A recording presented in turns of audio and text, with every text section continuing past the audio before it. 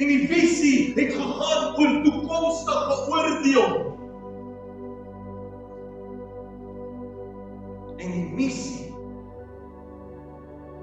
was een van huidige aksie. Did you get that? Dit het gegaan oor toekomstige oordeel. Die visie. Maar die missie het te doen gehad met huidige aksie.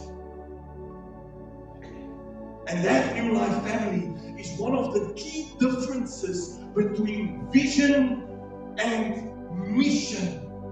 Terwyl visie vorentoe kyk na die toekoms, fokus missie op wat nou gedoen moet word in die Here.